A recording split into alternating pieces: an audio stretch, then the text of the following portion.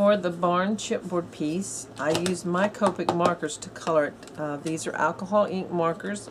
I have more control coloring with them and the brush end. You could probably also use stain with a brush.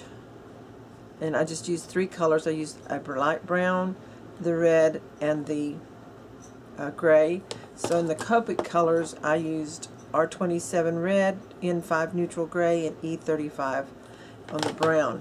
And I just colored, of course, the barn, and over the little door pieces here, I just colored over those, and then the little frames I did brown to match the roof and the edges here.